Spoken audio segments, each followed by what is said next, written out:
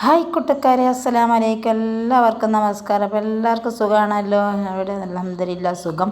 അപ്പോൾ ഇന്നത്തെ ഐമാസ് കിച്ചണിട്ട് എല്ലാവരും വന്നോളി. അപ്പോൾ ഇന്നത്തെ ഐമാസ് കിച്ചണിൽ ഇന്ന് ഫുഡൊന്നല്ല കേട്ടോ, ഇന്നൊരു ട്രാവലിംഗ് ആണ്. ഞങ്ങൾ എയർപോർട്ടിൽ പോവാണ്. എൻ്റെ അനുജത്തിയുടെ ഭർത്താവ് റിയാദ് ദമാമിൽ പോവാണ്. അപ്പോൾ അവനെ യാത്രയാക്കാൻ വേണ്ടി ഞങ്ങൾ എയർപോർട്ടിൽ പോവാണ്. അപ്പോൾ വളരെ സന്തോഷവും ദുഃഖകരമായ ഒരു നിമിഷമാണ്.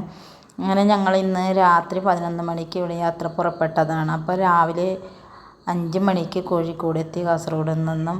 പിന്നെ അവിടെ ഞങ്ങൾ കുറച്ച് വെയിറ്റൊക്കെ ചെയ്തു. പിന്നെ അത്താഴമൊക്കെ ഇടയ്ക്ക് പകുതി വെച്ച് കഴിച്ചു.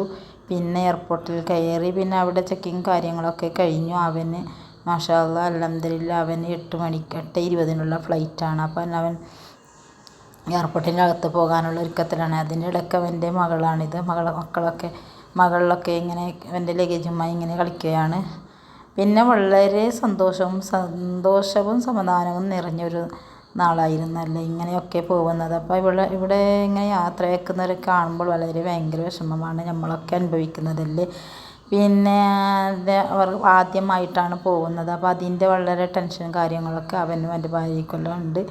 അങ്ങനെ അവനെല്ലാം കാര്യങ്ങളൊക്കെ റെഡിയായി. അങ്ങനെ അവനെ യാത്രയാക്കാന്നുള്ള ഒരുക്കത്തിലാണ്. പിന്നെ അപ്പോൾ എല്ലാവരും എൻ്റെ വീഡിയോ കണ്ടു ഒന്ന് സപ്പോർട്ട് നൽകാം, ലൈക്ക് ചെയ്യാം, കമൻറ്റ് ചെയ്യാം ഇഷ്ടമായാൽ.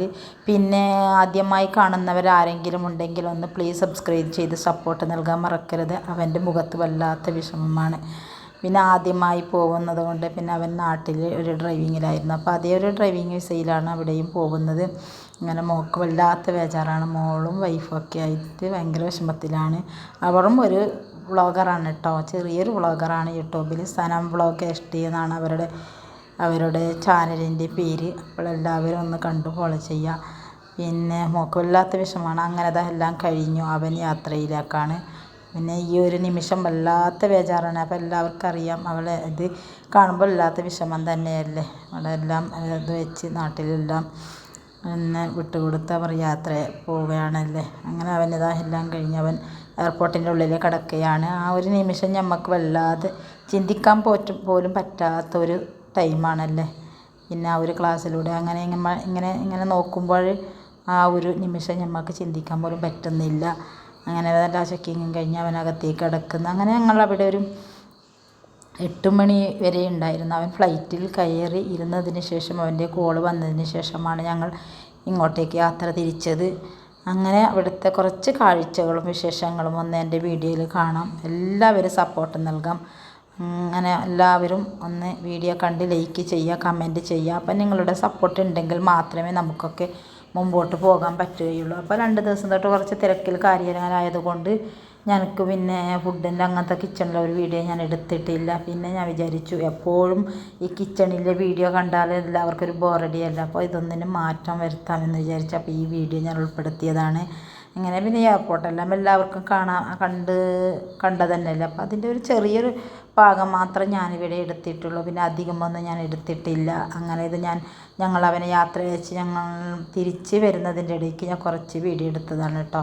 പിന്നെ കുറച്ച് ട്രാവലിംഗ് ഒക്കെ ഞാനിങ്ങനെ എടുത്തു. പിന്നെ എൻ്റെ അനുജത്തിയുടെ ഭർത്താവാണ് ഞങ്ങളെ പിന്നെ വണ്ടി കൊണ്ടുപോയത്. അവൻ മരിച്ച അനുജത്തിയുടെ. അപ്പോൾ അവൻ ഉണ്ടായിരുന്നു നമ്മളെ കൂടെ. പിന്നെ അവൻ്റെ വീട്ടുകാരും. പിന്നെ ഞങ്ങൾ അവിടെ നിന്ന് എയർപോർട്ടിൽ നിന്ന് യാത്ര തിരിച്ചു.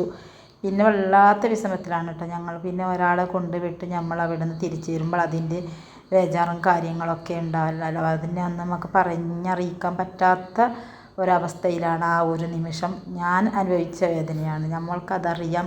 അങ്ങനെയുള്ളൊരു ആ ഒരു ടൈം നമ്മൾക്ക് ഓർക്കാൻ പോലും പറ്റാത്തൊരു കാര്യമാണ്. ഇൻഷാ അല്ലാഹ് എല്ലാവരും ദുആ ചെയ്യുക. എല്ലാവരും കാര്യത്തിലും ഖൈറും ബർക്കത്തും ചെയ്യട്ടെ.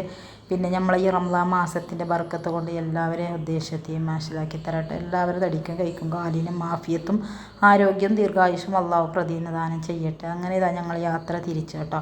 അവൻ്റെ മോൾ പിന്നെ ഗൾഫിൽ പോയ അവൻ്റെ മോളും പിന്നെ എൻ്റെ മരിച്ച അനുജത്തിയുടെ ഭർത്താവാണ് കേട്ടോ. അത് പിന്നെ ഡ്രൈവ് ചെയ്യുന്നുണ്ട്. പിന്നെ ബാക്കിൽ ഞാനും എൻ്റെ അനുജത്തിയും ഉണ്ട്.